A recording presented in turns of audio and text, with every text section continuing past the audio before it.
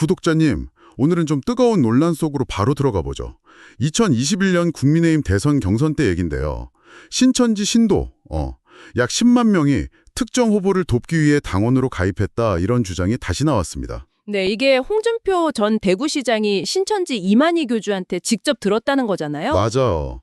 당시 윤석열 후보가 검찰총장 시절에 신천지 압수수색 영장 청구를 2번 막아준 것에 대한 보훈 차원이었다. 뭐 이런 내용이고요. 상당히 구체적인 주장이라 파장이 있죠. 네, 그래서 오늘 저희가 이 논란 제공해 주신 여러 자료들을 토대로 해서 한번 깊이 파헤쳐 보겠습니다. 각 측의 주장이 어떻게 다른지, 또 어떤 배경이 있는지 좀 살펴보죠. 우선 홍 전 시장 주장부터 좀 자세히 볼까요? 2022년 8월에 이만희 교주를 직접 만났다. 이게 시작점이죠. 네, 그렇죠.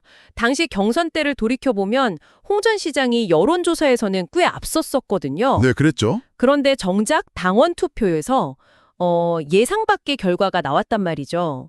그러니까 이 주장과 당시 상황에 맞물리면서 더 주목받는 것 같아요. 그렇죠. 심지어 홍 전 시장은 지금 국민의힘이 신천지나 통일교 이런 특정 집단에 휘둘린다. 꼭두각시 정당이다. 이런 아주 강한 비판까지 하고 있고요. 네, 특히 이제 국민의힘 쪽에서 반박을 하니까 또 재반박을 했어요. 국민의힘은 책임당원이 되려면 당비를 석 달은 내야 한다.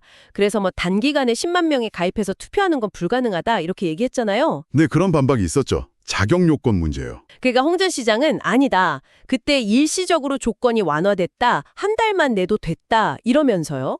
그리고 그 신도들 가입이 2021년 7월에서 9월 딱 그 시기에 집중됐다고 주장하는 거죠.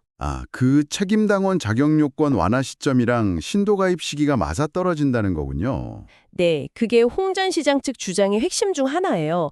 책임당원이 당내 경선 투표권이 있으니까요. 이게 굉장히 중요한 부분이거든요. 그렇군요. 그래서 이 주장이 더 민감할 수밖에 없겠네요. 그럼 국민의힘 당 내부 반응은 좀 더 구체적으로 어떤가요? 아까 잠깐 언급해 주셨지만. 네, 그 당에서는 즉각적으로 나왔죠. 권성동 의원은 망상이다 이렇게 일축했고 당 차원에서는 최수진 수석 대변인이 집단 가입 증거가 없다. 또 송원석 의원은 입당 원서에 종교 적는 칸 자체가 없다 이런 입장이에요. 아예 종교를 알 수가 없다는 거군요. 그렇죠. 그리고 자격 요건 문제도 계속 강조하고 있고요. 3개월 당비 납부. 그런데 여기서 좀 흥미로운 게 배현진 의원 반응이에요. 예전에는 홍준표 퀴즈라고 불릴 정도였는데 맞아요. 이번에는 홍 전 시장을 향해서 아주 강하게 비판했어요.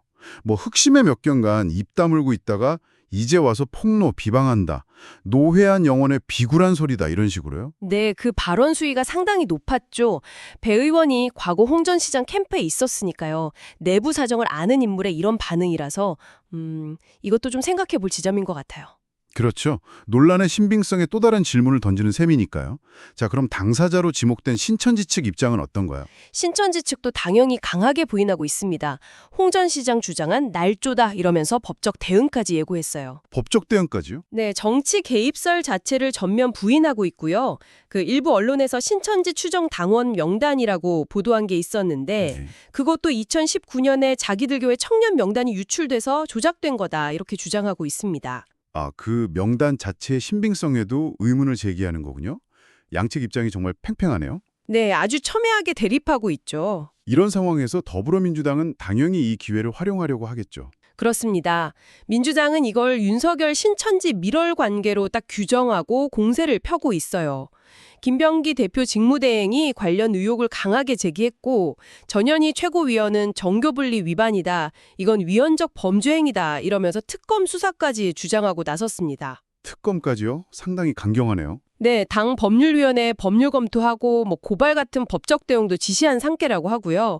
이게 만약 사실이라면 헌법에 있는 정교분리 원칙, 그러니까 종교가 정치에 부당하게 개입하거나 정치가 특정 종교에 특혜를 주면 안 된다는 이 원칙을 흔드는 거니까요. 굉장히 중대한 문제로 보는 거죠. 정말 사안이 복잡하게 얽혀 들어가는 느낌입니다. 근데요, 실제로 2021년 그 시기에 국민의힘 책임당원이 크게 늘어난 건 맞죠? 그건 팩트인가요? 네, 그건 사실입니다. 그게 이 논란이 쉽게 가라앉지 않는 이유 중 하나예요. 2021년 8월에서 10월 그 2달 사이에 책임당원이 약 19만 명, 19만 명이나 급증했어요. 와, 19만 명이요? 엄청난 숫자인데요? 네, 그렇죠. 물론 이게 정말 신천지 같은 특정 집단의 조직적인 가입 때문인지 아니면 당시 대선을 앞두고 정치적인 관심이 높아지면서 자연스럽게 늘어난 건지는 아직 명확히 밝혀진 건 아닙니다. 그 원인 규명이 어렵겠네요. 네. 그런데 여기에 더해서 일부 전직 신천지 간부나 신도들이 입당 지시가 실제로 있었다 이런 증언들을 내놓고 있거든요. 그 의혹이 계속 커지는 거죠. 그렇군요. 증언까지 나오니까 더 그런 거네요. 자, 그럼 이 논란, 단순히 뭐 정치인들 간의 폭로전, 공방전 이걸 넘어서 우리가 좀 더 생각해 볼 지점이 있을까요? 그럼요. 이게 중요한데요. 그 현대 종교라는 곳의 탁지원 소장 같은 분들이 지적하는 것처럼 특정 종교 집단하고 정치 세력 간에 뭐랄까 서로의 이해관계에 따라서 공생하는 관계가 형성될 가능성은 늘 있어 왔어요. 이해관계에 기반한 공생이요? 네.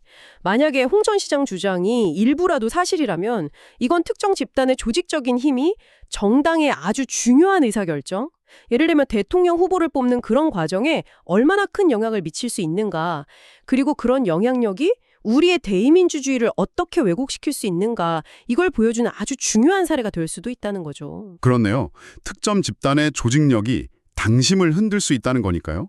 구독자님, 오늘 저희가 살펴본 이 신천지 개입설 논란, 이게 단순히 뭐 어느 한 정당의 내부 문제를 넘어서는 것 같습니다. 우리 정치 시스템 전체의 건강성, 투명성에 대한 질문을 던지는 것 같아요. 정당의 당심이라는 게 과연 정말 순수하게 당원들 개개인의 자발적인 의사로만 형성되는 걸까? 이런 근본적인 질문까지 하게 되네요. 맞습니다. 그리고 이게 꼭 특정 종교 단체만의 문제는 아닐 수도 있어요. 다양한 이익 집단들이 자신들의 이익을 위해서 조직적으로 움직여서 정당 내부의 경선이나 정책 결정에 영향을 미치려고 할 가능성은 늘 열려 있는 거잖아요. 그렇죠. 과연 우리 정치 시스템이 이런 외부의 조직적인 움직임에 대해서 얼마나 투명하고 또 공정하게 대응할 수 있느냐, 이걸 우리가 좀 더 깊이 고민해 봐야 할 시점인 것 같습니다. 네, 정말 중요한 지적인 것 같습니다. 이 문제에 대한 구독자님의 생각은 어떠신가요? 댓글을 통해서 자유롭게 의견 남겨주시면 저희도 함께 고민해 볼 수 있을 것 같습니다. 오늘 이야기는 여기까지 하겠습니다.